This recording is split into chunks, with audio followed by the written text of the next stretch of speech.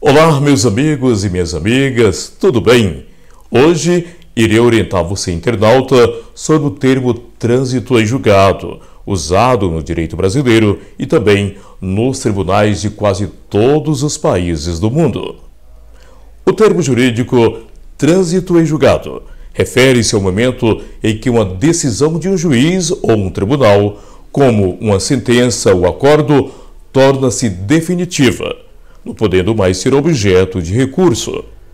Contudo, se ainda falta o recurso na última instância de qualquer processo ou qualquer pessoa, este recurso não transitou em julgado, não podemos falar que o réu é culpado, ou seja, artigo 5º, inciso 57 da Constituição Federal de 1988, dispõe o seguinte, abre aspas, ninguém será considerado culpado até o trânsito em julgado da sentença penal condenatória. Fecha aspas. Para tanto, é necessário que o réu condenado em primeira, segunda ou terceira instância recorra para a última instância, ou seja, a nossa Corte Máxima. No entanto, quero apresentar um suposto crime para você entender e se sentir na pele como funciona qualquer recurso e também o trânsito em julgado aqui no Brasil. Imagine que sua filha estude em um colégio de classe alta e que na hora do intervalo um colega de classe furte o aparelho celular de uma aluna, colocando na mochila de sua filha. No entanto, quando os alunos voltam do intervalo, a aluna foi furtada, percebe que seu celular não está mais em sua mochila. Então, chama a polícia e os policiais encontram o celular na mochila de sua filha. Todavia, os policiais prenderam a acusada, ora sua filha, e levaram para a delegacia, sendo ouvida pela autoridade policial. No entanto, a acusada declarou em depoimento que não furtou nenhum aparelho celular e que alguém colocou em sua mochila. Mas, como o celular foi encontrado pelos policiais na presença dos alunos, estes foram arrolados no inquérito policial como testemunha de acusação. Mas a acusada ficou respondendo o inquérito em liberdade.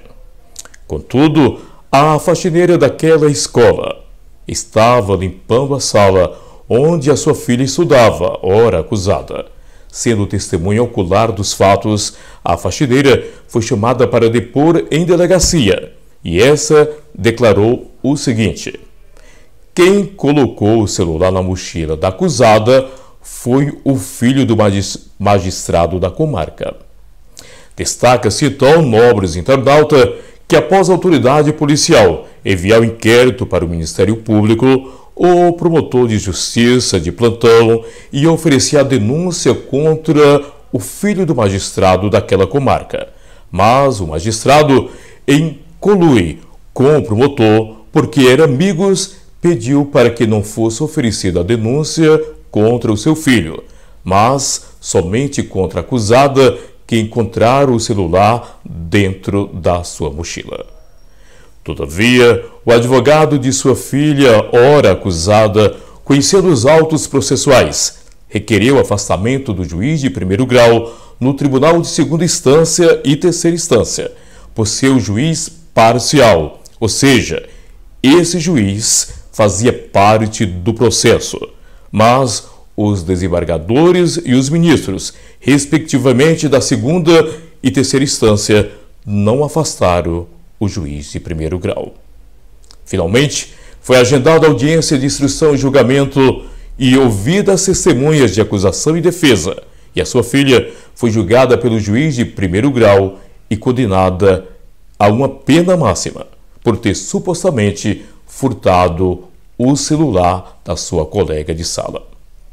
Ressalta-se que o defensor da acusada, não conformado com a sentença, antes do trânsito em julgado, ou seja, no prazo legal, recorreu para o tribunal de segundo grau, sendo que o respeitado tribunal confirmou a sentença aplicada pelo juiz de primeiro grau, porque os alunos que foram arrolados como testemunhas confirmaram em juízo que o aparelho celular foi encontrado dentro da mochila da suposta ré. Portanto, sendo deferido o recurso em segundo grau, o juiz mandou prender a ré, ora sua filha, porque na época a Suprema Corte tinha determinado que qualquer crime julgado por um colegiado, o réu ou ré deveria cumprir a pena preso. E mais, o advogado de sua filha, antes do acordo do segundo grau transitar em julgado, recorreu para o tribunal de terceira instância, sendo que os ministros confirmaram a sentença baseada nas declarações dos alunos. Alunos esses, ora testemunha de acusação. No entanto, a sua filha, que era inocente, já estava cumprindo a sentença de primeiro grau. Mas o advogado, não deixando transitar em julgado o acordo do tribunal de terceiro grau, recorreu em tempo hábil, requerendo na última instância, ou seja, a Corte Máxima do país, o afastamento do juiz de primeiro grau, porque ele não foi imparcial, julgando o caso que ele poderia de ofício afastar-se por suspeição, pois o seu filho estava envolvido no processo, e mesmo assim o juiz julgou a suposta ré, que era inocente, condenando a pena máxima. É importante informar que a última instância, hoje representada no Brasil pela Suprema Corte, ou seja, o STF, cancelou a sentença e afastou o juiz de primeiro grau por ser este parcial e enviou o processo para o outro juiz de primeira instância. Todavia, os ministros da Suprema Corte mandaram soltar sua filha, porque o juiz de primeiro grau foi parcial. Também o Ministério Público e o Estado juiz não teria provado que ela era culpada, porque não tinha provas contra a suposta ré, que era sua filha. E mais, foi enviado o processo para o juiz de primeiro grau. Este enviou para o Ministério Público. O promotor de justiça, verificando que o processo estava prescrito nos termos da lei, não ofereceu denúncia, mas pediu prescrição daquele suposto crime, sendo que o juiz de primeiro grau, que recebeu o processo, determinou o arquivamento. Vale lembrar que está previsto em nossa Constituição Federal de 1988 que quem tem a obrigação de provar que qualquer pessoa cometeu um crime é o Ministério Público e o Estado juiz, e que ninguém é obrigado a apresentar provas contra si mesmo. E agora, meus amigos, você vai falar que a sua filha é culpada? Vai deixar a sociedade extremista chamar sua filha de ladra?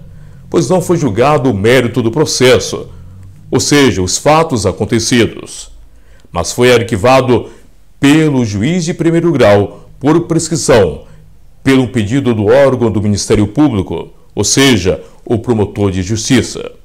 Neste caso, a sua filha é inocente, porque o Estado não provou que ela cometeu qualquer tipo de crime.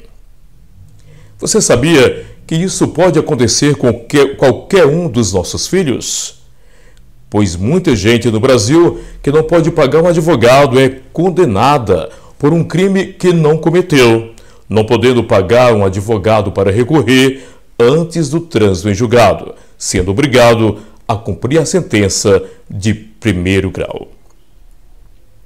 Mas gostaria de perguntar para você, meu caro internauta, se você conhece algum caso parecido em nosso país.